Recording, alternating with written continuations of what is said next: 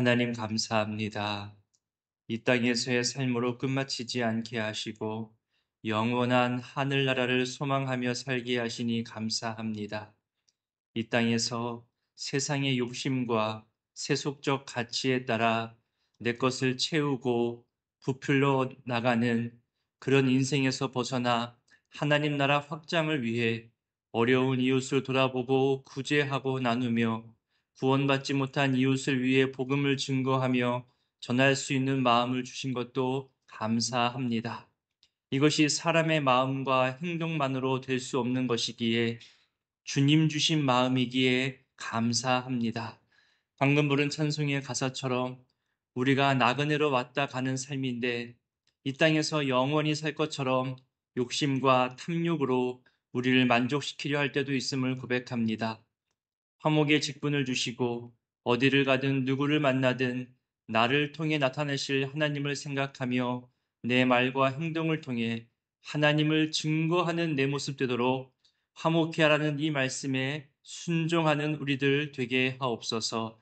여전히 복음을 모르고 오해하고 있거나 대중심리로 삐딱하게 복음을 보는 사람들을 향해 우리가 우리 삶과 언행으로 증거하며 전할 수 있음을 알고 또한 이 복음 전파가 주의 명령이요 마지막까지 우리가 힘써야 할 사명인 것 또한 기억하며 살게 하옵소서.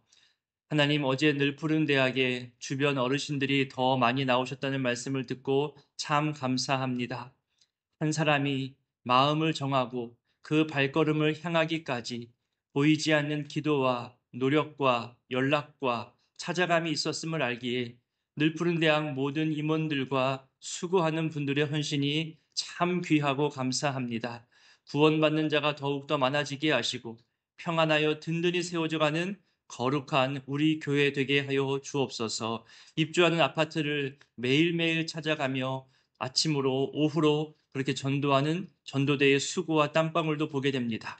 그들이 전하는 말 한마디와 교회를 자랑스럽게 기쁘게 소개하는 그 표정과 그 모습을 통해 하나님의 나라가 행복하고 하나님을 향한 사람들이 감사하며 살아가는 모습을 보이게 하여 주시옵소서. 하나님, 고일태 집사님이 생의 마지막이 될지도 모르는 지금의 시간을 보냅니다. 의학적으로 불안정하고 언제 어떻게 될지 모르는 그런 상황이지만 생명의 주권자이신 우리 하나님께서 그 모든 생명의 날까지 붙들어 주시고 끝까지 평안함으로 함께하여 주시기를 원합니다. 사람이 헤아리고 계산하는 생명의 날보다 더 정확하게 헤아리시고 이끌어 가시는 하나님의 섭리를 나타내 보여 주시옵소서. 지금도 그 귓가에 찬송을 부르고 말씀으로 기도하는 우리 권사님을 비롯한 온 가족의 사랑과 화목이 확인되게 하시고 교회를 사랑하고 헌신했던 그 거룩한 수고와 헌신을 주님 헤아려 주시며 잘했다 착하고 충성된 종이라 그 심령에 말씀하여 주옵소서. 하나님 또한 사랑하는 아버지 장로님을 먼저 떠나보내고 장례를 치르는 집사님 가정이 있습니다. 비록 타교회 주관으로 장례가 진행되지만 그 교회에도 하나님 은혜 베풀어 주셔서 인도하시고 이끌어 가실 때에 모든 장례 시간에 위로가 가득하게 하시고 천국 소망 품게 하옵소서. 우리 교회에서도 오늘 낮에와 또 부서에서 밤에 찾아갈 텐데 함께한 이들이 찾아가서 위로를 전할 때에 따뜻한 위로가 되게 하시고 함께하는 소중함을 느끼는 시간들 되게 하옵소서. 또한 하나님, 며칠 전 소중한 생명을 얻은 가정도 있습니다. 건강하게 자라게 하시고 온 가족의 기쁨이요 감사함으로 성장케 하옵소서. 산모 또한 건강을 회복하게 하시고 생명을 선물로 주신 하나님께 감사하는 믿음의 가정 되게 하옵소서. 오늘도 병원에 가서 입원 여부를 결정하고 치료해야 하는 가정도 있고 또 지방에 가서 요양하고 다시 집으로 돌아오는 가정도 있습니다. 또 수술 후 회복하는 그런 귀한 분들도 여럿 있습니다. 사람마다 가정마다 상황마다 다 다르게 살아가지만 그 중심에 하나님 의지하는 신앙이 있사오니 하나님 가까이 하는 주의 백성들에게 은혜와 자비와 치유와 회복을 더하여 주옵소서. 이 새벽에도 주님 앞에 드려지는 모든 예물과 마음의 간구를 주님 받아주시고 하나님의 방법으로 하나님의 시간에 맞게 이들에게 베풀어 주시옵소서. 이제 말씀 앞에 서고자 하오니 주님 말씀하시는 하나님을 발견케 하옵소서. 함께 하실 성령 하나님을 의지하오며 예수님의 이름으로 기도드립니다. 아멘. 오늘 말씀은 누가복음 12장입니다. 12장은 바리새인의 외식을 주의하라는 내용과 함께 여러 신앙 권면에 대한 내용들이 나옵니다. 12장 1절부터 3절까지를 먼저 읽어보겠습니다.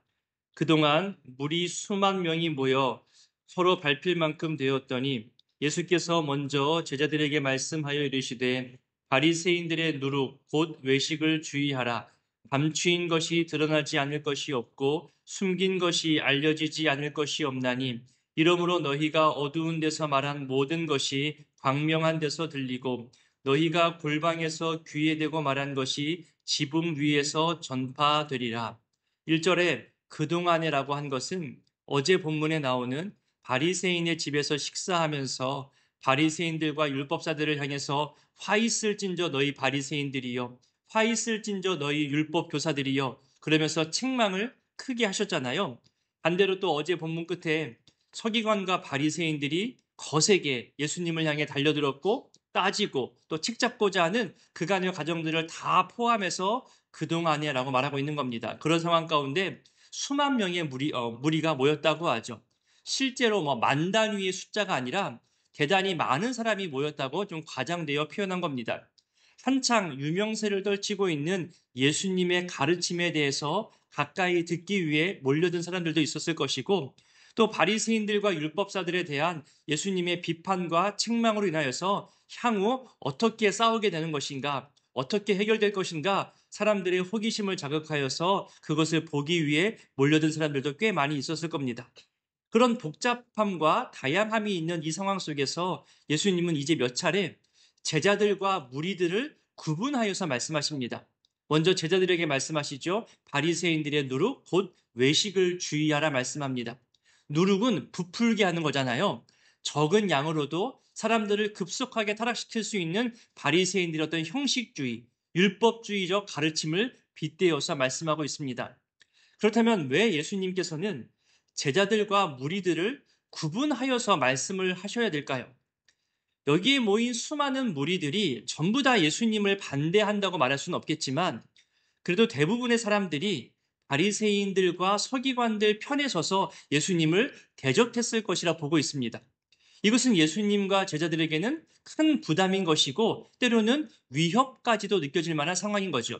그래서 2절에 보면 감추인 것이 드러나지 않을 것이 없고 숨긴 것이 알려지지 않을 것이 없다는 이 말은 그 당시 격언을 인용하면서 바리새인들의 본래 숨겨진 뜻들이 드러나게 될 것이라고 경고하고 있는 겁니다. 또한 제자들과 무리들을 구분하신 이유는 이제 후반부에 가면 예수님은 자신을 세상의 심판주로 소개하거든요. 그러면 예수님 편에서 온전하게 선 자와 그렇지 않은 자를 구분할 필요가 있었을 것이라 볼 수 있습니다.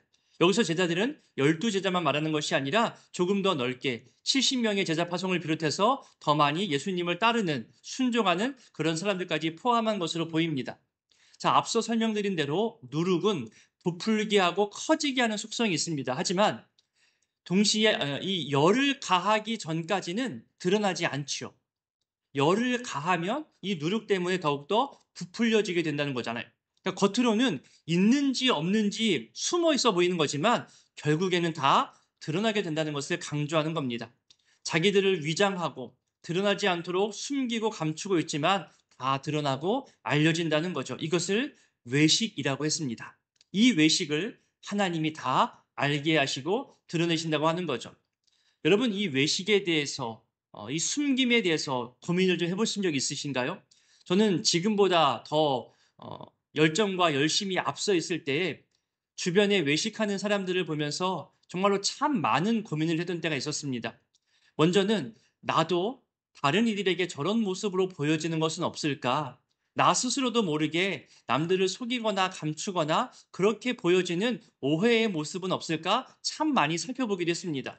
동시에 이 고민을 가지고 한참을 씨름할 때 주변 사람들로부터 또 기도 응답으로부터 주신 말씀은 내가 다 드러나게 하겠다. 이 말씀이었습니다.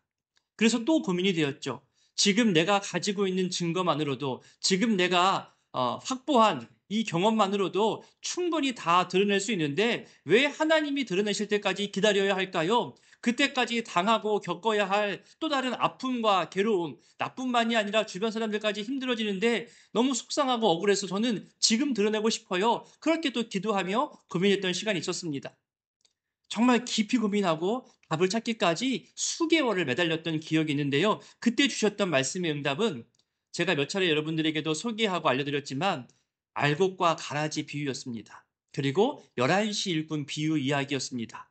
그리고 인터넷을 통해서 또 4차 산업혁명을 통해서 이제는 더 이상 감출 것 없는 이 세상의 변화가 또한 답이 되었죠.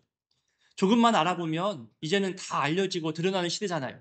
인터넷만 있으면, 핸드폰 하나만 있으면 그 사람에 대해서 기본적인 점검까지 다 알 수 있는 시대가 되었습니다. 그렇게 여러 가지 종류로 저에게 메시지를 주셨습니다. 내가 하지 않아도 주변이 먼저 드러낼 것이고 사회적 변화가 투명과 공정으로 급변화하는 이 시대 속에서 반드시 감추인 것은 다 드러나게 된다는 그런 응답의 메시지를 들었던 기억이 있습니다. 그러면서 실제로 마치 그 사사시대의 기드온처럼 양털 뭉치를 가지고 응답해 주셨던 것처럼 또 제 주변에 있는 그런 외식적인 모습들을 드러나게 하시고 확인시켜 주었습니다. 심지어 기술이 어떻게까지 발전했느냐면은 SNS에 올라온 자랑하는 사진 있잖아요. 여행 가서 찍은 사진, 맛집에서 찍은 사진, 뭐 좋은 배경으로 찍은 사진, 이것이 가식적인 미소인지 참 행복의 모습인지까지도 구별해주는 그런 미소 판별법까지 나왔대요. 신기하죠. 눈앞에서 그런 뉴스와 사회적 현상을 저로 하여금 보게 해주시고 제가 고민하고 있었던 부분에 나름대로 응답을 얻었던 그런 시간들이 있었습니다. 하나님의 때에 드러나게 하시는 것이 하나님의 뜻임을 저로 하여금 크게 깨닫게 해주셨거든요. 그래서인지 신기하게도 저는 외식하는 사람들, 거짓으로 속이는 사람들, 무언가 감추고 있는 사람들을 보면요. 크게 충돌될 것이 아니라면 그냥 넘어가거나 기다리기도 합니다. 알면서 모른 척할 때도 있는 거죠. 그러면요. 얼마 안 가서 다 드러나더라고요. 굳이 제가 쿡 찌르지 않아도 주변에서 다 드러나게 되어 있고요. 해결될 때가 많습니다. 그 처음 몇 시간 또는 그 처음 며칠을 참기가 좀 답답해서 그렇지 참고 기다리며 변화되기를 좀 이렇게 기다리다 보면요. 그 긴장되고 초조한 시간을 몇 번 반복하고 나니까 내가 하는 것이 아니구나. 차라리 내가 먼저 알았다고 해서 내가 먼저 드러내기 시작했으면 문제만 커지게 되었고 그 사람과 나는 관계가 더 어그러질 뻔했구나. 그렇게 또 안도의 한숨을 내쉴 때 있었습니다. 동시에 상대방이 외식에서 벗어나 아, 또 그렇게 벗어난 상대방을 내가 품고 용납할 수 있는 나의 넉넉함을 위해서 또 기도하는 그런 시간도 갖게 되었습니다. 그래서 이제는 웬만한 오해나 위기들은 조금만 지나면 다 드러나는 시기이기 때문에 저는 저의 진실성과 일관성을 잘 지켜나가면 되더라고요. 물론 발빠르게 해명하고 설명해야 하는 일들도 있지만 대부분은 조금만 기다리고 조금만 그 사람 수용하고 용납하면 다 드러납니다. 그러니 큰 소리 칠 것도 없고 크게 다툴 필요도 없습니다. 이게 비단 저만의 경험은 아니겠지요. 시간이 더 지나고 또 세월의 경험이 쌓여지게 되면 또 저의 일관성이나 다른 사람의 일관성도 더 많이 이해되어지고 그럼 아마도 서로 간에 더 이상 숨길 것도 없이 감출 것도 없이 외식이라 할 것도 없이 있는 모습 그대로 보여주고 받아들여지는 그런 모습이 되지 않을까 또 생각되어집니다. 그리고 요즘에 기도하며 기다리기는 우리나라에 숨겨져 있는 모든 악한 것들, 거짓된 것들이 이번 기회에 드러나게 되기를 또 기도하고 있습니다. 하나님의 섭리와 이 시대의 공의 앞에서 더 많이 숨겨진 것들이 밝혀지고 드러나서 하나님께서 지금까지 인도하신 것조차도 더 많이 드러나게 되기를 또 그렇게 기도하게 됩니다. 우리 교회 안에서도 그렇지 않나요? 지난 61년 역사 속에서 다 드러나지 않은 눈물의 기도와 헌신의 땀방울이 있잖아요.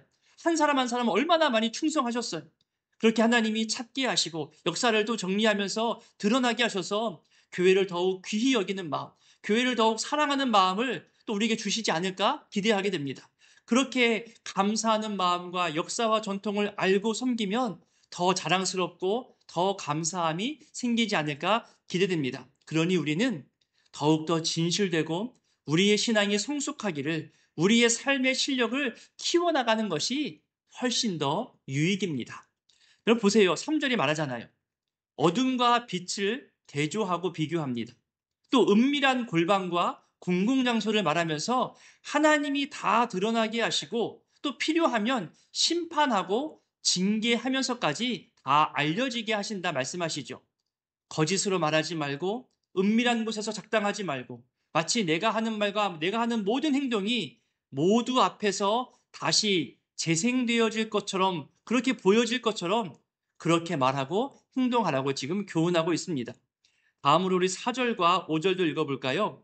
내가 내 친구 너희에게 말하노니 몸을 죽이고 그 후에는 능히 더 못하는 자들을 두려워하지 말라.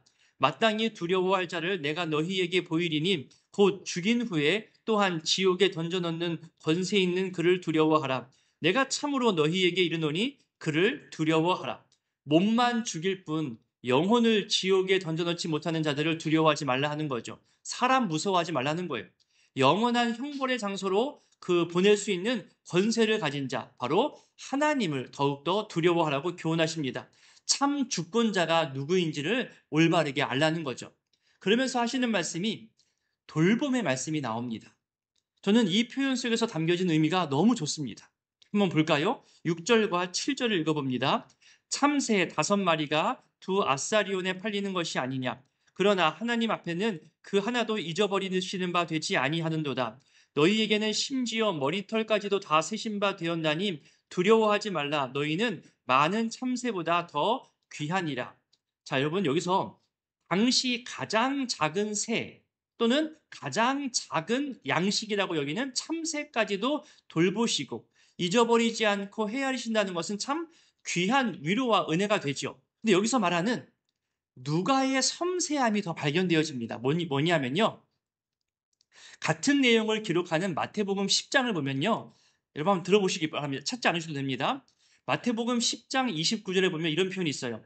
참새 2마리가 한 아사리온에 팔린다고 합니다. 자, 산수 문제입니다. 2마리가 한 아사리온이면 참새 몇 마리를 사고 팔 수 있을까요? 4마리죠. 한 아사리온이 2마리면 두 아사리온은 4마리입니다. 근데 누가복음 여기서 두 아사리온에 몇 마리가 팔린다고 하나요? 5마리요. 계산이 안 맞아요. 왜 틀릴까요? 여기에 돌봄이 있는 거예요. 이런 배경이 있어요. 한 아사리온으로 참새 2마리를 사고 팔 수 있는데 두 아사리온으로 참새 4마리를 사고 팔 때에 참새 1마리를 덤으로 더 준다는 거예요. 그것이 그 당시에 관행이었다는 거죠. 왜 우리도 시장에서 뭔가 살 때 덤으로 더 줄 때 있잖아요. 서비스 줄 때 있잖아요. 처음부터 계산되지 않은 거예요. 처음부터 저 사람이 몇 마리를 살지 모르는 것이기 때문에 처음부터 포함하지도 않고 계수하지도 않고 헤아림 받지 못했던 거죠. 그런데 그 1마리를 하나님은 이미 생각하고 계셨고 잊지 않으시고 돌보아 주신다는 그런 의미가 담겨 있는 것이고 누가는 그것을 지금 말하고 있는 거예요. 그래서 7절에 너희는 참새보다 더 귀하다. 머리털까지 다 세신 바 된 그런 소중한 존재다. 하나님이 너희를 그렇게 귀하게 돌보시고 여기고 계시다. 가장 적절하게 돌보고 계시니 두려워하지 말라는 거예요.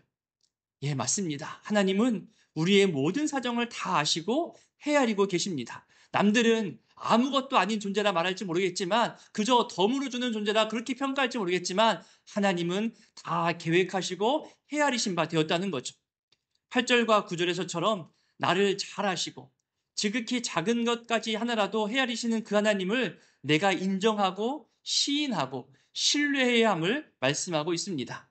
이제 다음으로 어리석은 부자 이야기가 나오는데요. 우리가 이미 잘 알고 있고 쉽게 이해할 수 있는 내용입니다. 우리 몇 구절만 찾아보겠습니다. 먼저 15절을 읽어보겠습니다. 그들에게 이르시되 삼가 모든 탐심을 물리치라 아니하리라 하시고, 그러니까 모든 분쟁과 싸움과 갈등이 모으고 쌓아 놓으려고 하는 잘못된 욕심, 이기적인 탐심에서 나온다는 것을 말해주고 있습니다. 그러면서 그렇게 모으고 쌓아 놓으면서 풍성하게 된 한 부자가 이제 곳간까지 더 넓히려 하는 거죠. 충분함에도 불구하고 탐심이 끝나지 않은 거예요. 내 노후까지 든든히 채웠다면서 그 곡식 창고를 보면서 흐뭇해하는 거죠. 그런데 하나님은 그 모습을 보시고 어리석다고 말하는 겁니다. 20절과 21절을 읽어보겠습니다. 하나님은 이르시되 어리석은 자여 오늘 밤에 내 영혼을 도로 찾으리니 그러면 내 준비한 것이 누구의 것이 되겠느냐 하셨으니 자기를 위하여 재물을 쌓아두고 하나님께 대하여 부요하지 못한 자가 이와 같으니라. 그러니까 자신만을 위한 삶은 어리석다고 말하는 거예요. 재물만을 위해 살아가는 삶은 하나님께서 언제든지 그 생명 취해 가실 때에 의미가 없다는 거죠. 오히려 그렇게 모으고 쌓우고 남겨진 재산 때문에 남겨진 가족들과 이웃들이 그 탐심으로 싸우게 되는 것을 보게 되는 거죠.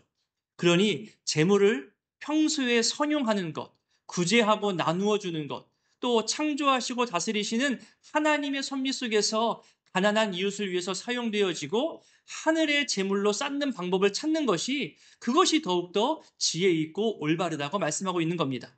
이것은 또한 다음 내용인 무엇을 먹을까, 무엇을 입을까 염려하지 말라는 그 말씀과도 연관되어집니다. 이미 다 아시고 다 준비하시고 우리의 필요를 매일매일 채워주시는 그 하나님 앞에서 먼저 그의 나라와 그의 의를 구하라 말씀하고 있는 거죠. 이제 좀 더 뒤로 가서 이 땅에 화평이 아닌 분쟁을 주신다는 말씀이 나오는데요. 우리 51절을 같이 한번 읽어보겠습니다. 51절입니다. 내가 세상에 화평을 주려고 온 줄로 아느냐? 내가 너희에게 이르노니 아니라 도리어 분쟁하게 하려 함이로다. 예수님의 오심이 심판주로 오신다는 것을 알려주고 있는 표현입니다. 복음은 세속적 가치와 전혀 다르잖아요. 계속해서 부딪힐 수밖에 없는 거예요. 세속적 가치와 하나님의 복음은 다툴 수밖에 없어요. 분쟁할 수밖에 없다는 것을 알려주는 거죠. 교회를 다니고 신앙을 선택하고 하나님을 가까이 섬기고 하나님께 충성한다고 하면서도 세상과의 부딪힘을 두려워하는 것은 오히려 피해야 되는 거죠. 오히려 맞서 싸울 수 있고 그 두려움을 버리고 세상의 가치와 하나님의 가치가 충돌될 것을 이미 아는 것이 중요한 겁니다. 이 말은 세상과 타협하지 말아라. 복음을 붙잡고 살라는 강한 메시지이기도 합니다. 계속해서 부딪힐 것이라는 것을 각오하라는 겁니다. 이 땅에서 복음 때문에 다툼과 분쟁이 생기고 가정 안에서도 갈등이 생겨날 수 있지만 끝까지 복음 붙잡고 살아가는 자들에게는 저 영원한 나라에서의 참 평안과 하나됨을 약속하고 있는 거죠. 그러면서 마지막 부분에 시대를 분별하고 화해하기를 힘쓰라는 그런 말씀이 나옵니다. 56절과 57절을 읽어보겠습니다. 외식하는 자여 너희가 천지의 기상은 분간할 줄 알면서 어찌 이 시대는 분간하지 못하느냐? 또 어찌하여 옳은 것을 스스로 판단하지 아니하느냐? 다가올 하나님의 심판을 피하기 위해서 구원받은 자로서 더더욱 하나님 앞에서 정결하며 최후 심판대 앞에 서기 전에 속히 회개하라는 촉구의 말씀입니다. 하나님과의 관계가 멀어지지 않게끔 하나님과의 관계가 화목하게 되기를 힘쓰라는 그런 말씀인 거죠. 오늘의 이 말씀들을 위해서 또 기억하며 기도하실 때에 지극히 작은 참새까지도 그리고 계산되지 않은 것처럼 보여지는 그런 것까지도 하나님은 헤아리신다는 것을 생각하면서 감사와 소망으로 나를 다 아시고 헤아리시는 그 하나님을 인정하고 신뢰하며 매일매일 신앙으로 살기를 기도하셨으면 좋겠습니다. 또 이 땅에서의 세상 창고가 아니라 하나님 나라의 하늘 창고에 영원한 보물을 쌓아두는 그런 삶을 살게 되기를 또한 기도해 주시기를 부탁드립니다. 장래 중인 가정, 또 병원에 있는 가정, 또 마지막까지 하나님 붙잡고 있는 그 가정들을 위해서도 기도 부탁드립니다. 주기도문으로 기도하겠습니다. 하늘에 계신 우리 아버지, 아버지의 이름을 거룩하게 하시며 아버지의 나라가 오게 하시며 아버지의 뜻이 하늘에서와 같이 땅에서도 이루어지게 하소서. 오늘 우리에게 일용할 양식을 주시고 우리가 우리에게 잘못한 사람을 용서하여 준 것 같이 우리 죄를 용서하여 주시고 우리를 시험에 빠지지 않게 하시고 악에서 구하소서. 나라와 권능과 영광이 영원히 아버지의 것입니다. 아멘.